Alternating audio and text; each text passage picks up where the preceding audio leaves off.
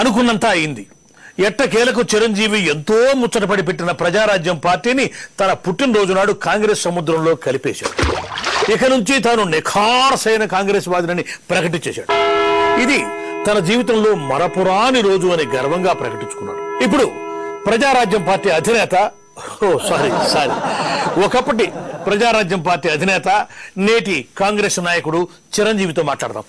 నమస్కారం సార్ చిరంజీవి గారు. ముందుగా మీకు మా డింగ్ డాంగ్ తరఫున పుట్టినరోజు శుభాకాంక్షలు. ఈ పుట్టినరోజుకి ప్రత్యేకత నా జీవితంలో మరిచిపోలేనిది. ఏమిటా ప్రత్యేకత? ఇద్దరు వ్యక్తులు దంపతులు అవుతున్నారు, పెళ్లి చేసుకుంటున్నారు అంటే అది ఇద్దరు వ్యక్తులు కలయిక కాదు, రెండు కుటుంబాల కలయిక, రెండు తరాలు కలయిక. నాకు ఒక విషయం చెప్పండి, ఇది మీ పుట్టినరోజా పెళ్లి రోజా? ఈ రోజున ప్రజారాజ్యం పార్టీ పూర్తి స్థాయిలో కాంగ్రెస్ తోటి విలీనం అవుతుంది అంటే గనక ఒక 17 మంది ఎమ్మెల్యేలు వచ్చి మిగతా ఈ పార్టీతో చేరడం కాదు. ఎవరయ్యా అక్కడ? ఏంటా గొడవ? ఏదో ఒక రోజు తిరగపడితే వీళ్ళు పంచి ఊడిపోయేలా పారిపోతారు ఈ రాష్ట్రం నుంచి, ఈ దేశం నుంచి. ఓ పవన్ కళ్యాణా? ఏదో ఏమండి పవన్ గారు, మీరు కొంచెం ఆగండి. అన్నయ్య మాట్లాడుతున్నాడు ఇక్కడ, అన్నయ్యతో మాట్లాడుతున్నాం ఇక్కడ మేము.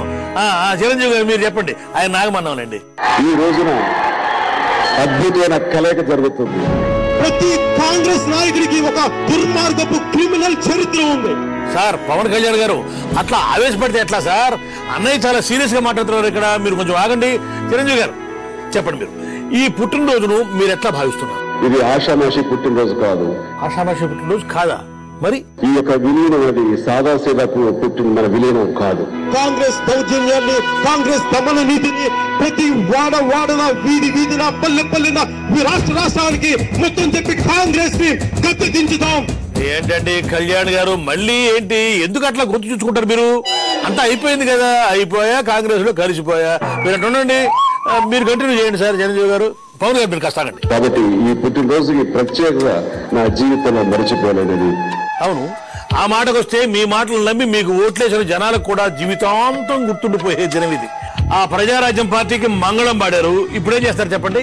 ఈ రోజు ఒక కాంగ్రెస్ వ్యక్తిగా నేను జీవితాంతం కాంగ్రెస్ లో ఉంటాను.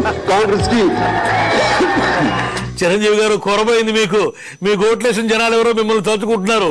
నమ్మి ఓట్లేస్తే ఇట్లా చేసేటేమిట్రా అనుకుంటున్నారు, లేకపోతే ఘాట్లో పడ్డాడు అనుకుంటున్నారు, మనకు తెలియదు. చెప్పండి, మీరు చెప్పండి. కాంగ్రెస్ పార్టీ అన్నది ఆషామాషి పార్టీ కాదు. ఇలాంటి కాంగ్రెస్ క్రిమినల్స్ ని తరిమి కొట్టాలని చెప్పి మీకు మనస్ఫూర్తిగా కోరుకుంటూ, ఒక దేశభక్తుడిగా, మీలో ఒకటిగా, ఒక సామాన్య కార్యకర్తగా మీకు చెప్తున్నాను. My dear friends, Pawan Kalyan గారు మీరు కొంచెం ఆగండి. మీరు ఎంత మొత్తుకున్నా ఇక్కడేం లాభం లేదండి.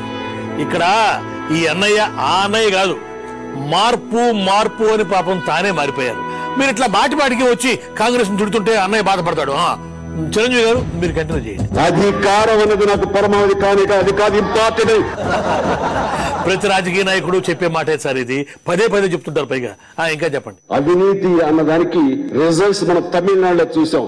నాకు తమిళం రాదు చిరంజీవి గారు, అక్కడేం చూశారో మీరే చెప్పాలి. అవినీతి వల్ల ఈ రోజు మట్టి గచ్చుకుపోయింది డిఎంకే. అవినీతి వల్ల డిఎంకే మట్టి కొట్టుకుపోయిందా? ఒక్కసారి మీరు అట్లా ఉండండి బాబు, ఆ క్లిప్పింగ్ ఒకసారి. నిజమైన పేదవాళ్ళకి సంక్షేమ పథకాలు ఇవ్వడంలో ఆయన ముందు చూపుతో ఉంటారు. అలాంటి వారికి మీరు మళ్ళీ పట్టం పెడితే కనుక ఖచ్చితంగా మన యొక్క భారతదేశంలోనే తమిళనాడు రాష్ట్రం ముందుంటుంది. అభివృద్ధి అవడానికి ఎలాంటి గుర్తొచ్చిందా?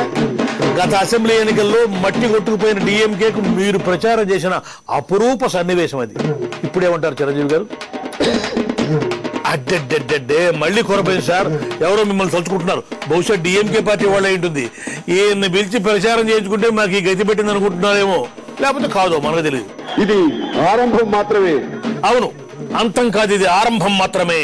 In front there is crocodile festival.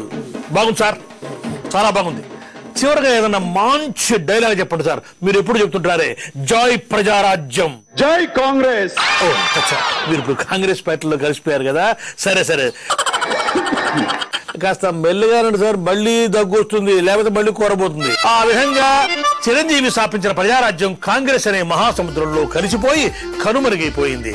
Anyhow Chiranjeevi గారు, బెస్ట్ ఆఫ్ లక్.